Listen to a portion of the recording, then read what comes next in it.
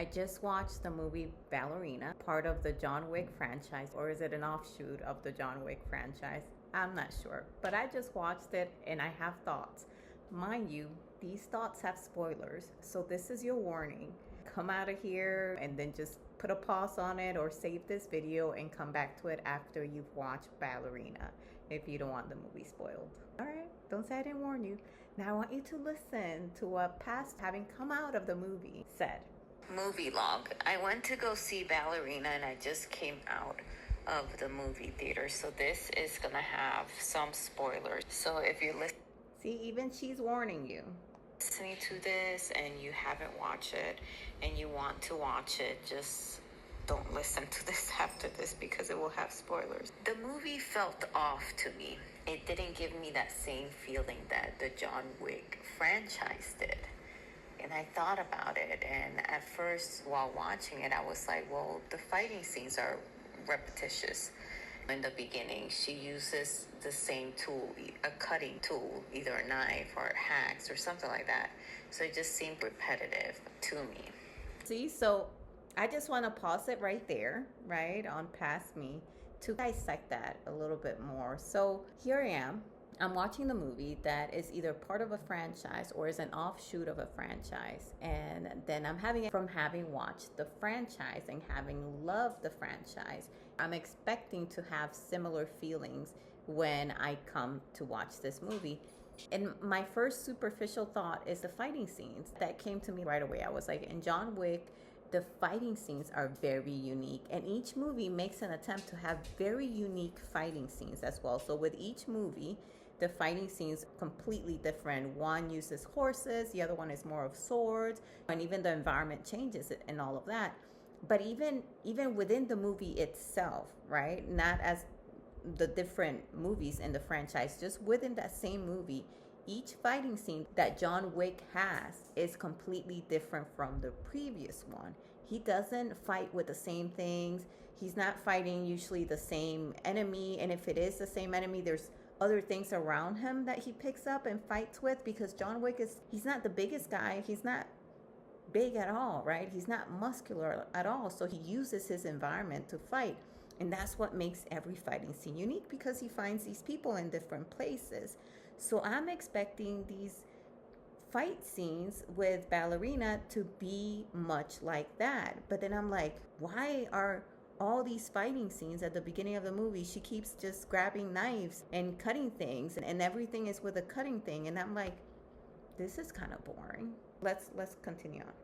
And it wasn't until later where she pulls out the blowtorch and then it becomes unique the way that she fights, which is what is expected from a franchise or a movie that is an offshoot of the John Wick franchise that is known for unique fighting in the movie, right? And it's almost like when John Wick would fight different enemies, it would be a different kind of fighting within that same movie. That didn't happen here. So it felt below the expectation. But that was just superficially what I noted while watching the movie. But then I started thinking more and more. And finally, I'm talking to my husband about it. And I'm like, she had no agency. The character had no agency. And it reminded me of my first jabs at writing Miss Franchise Evil Ring, the stories before Mrs. Franchise Evil Ring, and even The Ordinary Bruja, and why I had to do so many rewrites, because I noticed that things were happening to my main character, but my main character was not doing things. They were just reacting to things. That's very important. So I'm just going to pause it right there, because that is really the crux of it all here for me. Because even if the fighting scenes would not have been very John Wick-esque fighting scenes, I think I would have been okay if the main character would have had some agency at the beginning. But she didn't. You see what I'm saying? She did not. It felt as if everything that was happening to her in Act 1 and Act 2 were just, she was reacting to things. She was very passive, just waiting for things to happen, for her entry into this world. You can tell that she wanted it, but she didn't want it bad enough where she put herself in situations where she can be in that world. You know what I'm saying? And that's the thing. I just felt like, and I get it, right? Because it's like, as a writer myself, it was very hard for me to come out of that because I want my main character to be liked and for people to feel bad for her so that way when she comes out better than ever, they're like, oh wow. But the thing is that no one would care if she is just así tirada, just letting things happen to her. No one is going to care. And I just felt like it had such great momentum, the Ballerina, at the beginning, because you see the trauma, right, that occurs, what propels her to be the person that she is in the movie. You see it. That's very clear. And I thought that they did a good job showing that, what happened to her as a child and why she will be the adult that she will be. And I thought as long as they kept that, but then make sure that immediately after that is Ballerina doing things to get into this world. But it seems like things were either just falling into her lap, which it did as a kid. Hey, do you want to be here? Yes. And then she just kept doing things, right? And I don't know if she would, it was almost as if, as long as I stay here, I know I'm going to get into this world. And yes, does it happen like that in real life? Yes. But is that what we should see in fiction? No, because fiction, stylized version of real life. Fiction should be more entertaining than real life. So while real life, right, for the most part, day to day is very boring, almost nothing happens. You don't want that in fiction. You don't want that in your books. You don't want that in your movies. You want things to happen in there so that way you can maintain the people's attention. And I just felt like in Ballerina, once that thing happened when she was a child, and then the lady was like, well, you have two choices. You either stay here or you go and fend for yourself. And she's like, I'll stay here. Got it. That's self-preservation. But immediately after that, we should have seen Ballerina try to break into that world. And it could have been as her as a rebellious teenager or something like that, trying to do things, and then her getting into trouble and all that other stuff. Because that's why stories like that you see those characters just try to bulldoze their way into things, but hitting a wall, but still trying. We feel for that as an audience. We want to see more of that because we want to see people try at life, fail, try again until they win at the end. And I think Ballerina just missed that. In that just the script writer just left the character there until she, out of whatever or nowhere, she gets this assignment, and all of a sudden in that assignment she finds a commonality between the person that she killed and then the person that kills her father. Let's just compare and contrast. So most of you have already seen John Wick. God, I hope so, right? In John Wick, something terrible happens. So John Wick starts with, you see this man, right? Something terrible happens to him, and then he starts living like this under the radar life, that he's kind of special and whatnot, right? Ballerina, then you see the thing with her dad and her as a little girl. You see how that matches up right there? We both see events in these two characters' lives that change their trajectory in life. For Ballerina is something that makes her into a different human being, right? For John Wick is something that changes the trajectory of his life. His wife dies of cancer, and this is the wife that he gave up, that killer underworld, right? So then he tries to live normal life.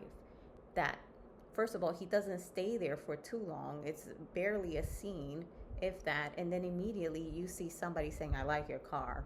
And then he's telling them fuck off because he's grieving, you see. And then immediately after that, then what happens? He gets beat up. His dog is shot, is killed. And immediately after that, he gets up and it's vengeance from there on. Now let's take it to Ballerina. Once again, they both have that one traumatic event at the very beginning in common. That is great. Then what happens to Ballerina? Then she goes to this school, and then she makes the decision, which really it's a given. She's a kid. What else is she going to say? No, I'm going to go live on my own, right? No, she's not. She's going to be in that school because she knows that's where she can survive, right? So she picks that out of her survival instinct. And then from that, you see her go through this school. And then that's it. She goes to lessons, she learns certain things and all of that.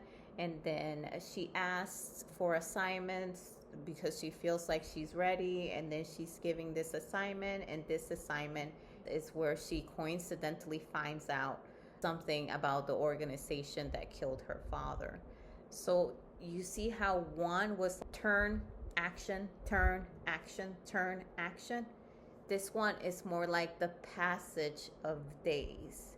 You usually see the training up of somebody to get ready for their final battle towards the end, towards Act 2, jumping into Act 3. That's where you see things like that because you already care about that character. You bonded with them already. Now you're rooting for them and you want them to get stronger so they can fight their Goliath, right? But instead on Ballerina, you see that at the beginning, but you don't really care too much about her because you don't really know her all that much.